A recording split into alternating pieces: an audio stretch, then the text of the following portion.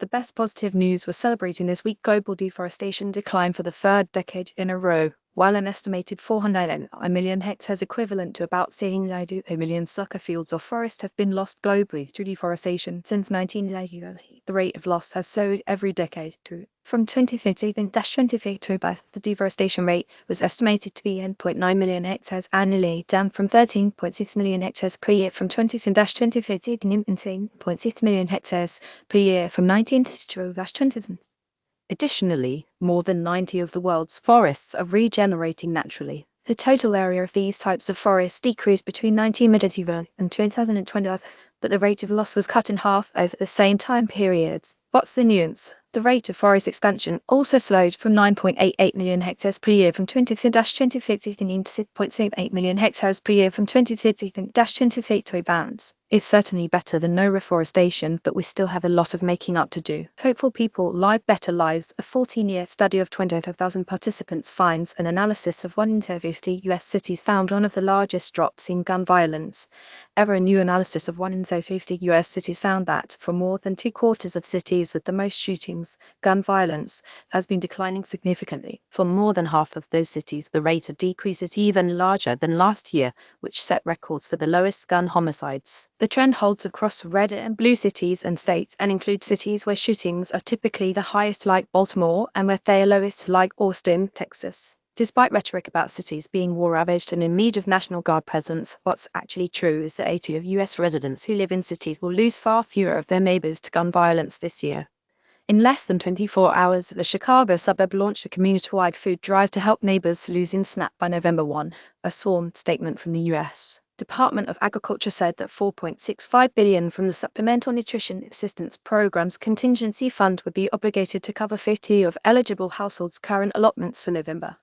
But it could be weeks until the benefits actually reach people. Within 24 hours of that official statement, more than 100 volunteers in Evanston, Illinois, came together to drop off supplies for local food banks like the Chicago Hope Food Pantry. The emergency food drive brought in supplies by the thousands to help keep food on the table for people who would only be seeing a partial payment that month. Even better, although food assistance has been the biggest draw for food insecure households, organizers also handed out Know Your Rights cards and whistles in response to the increased presence of immigration and customs enforcement throughout the city.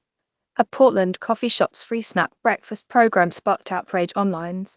Their response: everybody deserves a latte. Connecticut and Maine are teaming up to fast-track renewables, helping more projects qualify for expiring federal incentives. Maine and Connecticut are collaborating to build renewable energy projects faster as states with ambitious emissions reduction goals rush to take advantage of expiring federal tax credits. It could lead to a model for others to follow, too.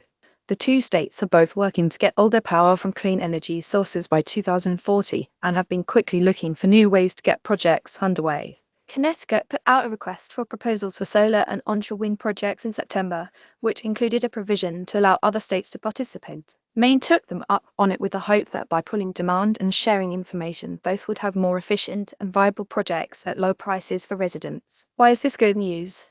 States have 8 more months to take advantage of federal tax incentives on renewable energy projects included in the Inflation Reduction Act, which spurred massive investment in clean energy. The Trump administration is phasing those incentives out. States working together could help more projects meet the deadline. Tired of AI slots? Here are 5 ways artificial intelligence is actually being used for good. A Miami man has cleared over 35,000 pounds of trash from the city's mangroves at least once a week. You can find Andrew Tasso in the thick of Miami's mangroves. To date, he's hauled more than 17 tons of trash out, mostly from the islands around Biscayne Bay. He's aiming to clean up as much as he can, but also to convince his neighbors to demand their elected officials take action to curb plastic pollution and improve outdated waste systems that result in street trash ending up in these critical ecosystems. He says if it's only up to him, would do, but if his work can help other people see the problem, and they agree, we need to work toward a solution. That's the idea. To fight gerrymandering, a new political coalition is backing candidates that are guaranteed to lose. When North Carolina's Kate Barr ran for state senate last year, she lost, and that was the plan all along. Barr knew her district had been gerrymandered to the point where she wouldn't even have a chance at being elected, so she wanted to spotlight the injustice and the threat it poses to free and fair elections. And now she wants to expand the efforts. Barr launched a new political coalition called the Can't Win Victory Fund to recruit candidates who are guaranteed to lose. Not only will the coalition organize for a path to fairer maps, but it aims to improve voter turnout and bring awareness to power imbalances. Why is this good news? Gerrymandering has been used to undermine democracy for centuries. Both major parties in the United States do it, and in 2022, North Carolina's state Supreme Court even ruled the state constitution allows partisan gerrymandering. The Can't Win Victory Fund gives the people a platform to fight back. ALS made it impossible for this woman to walk.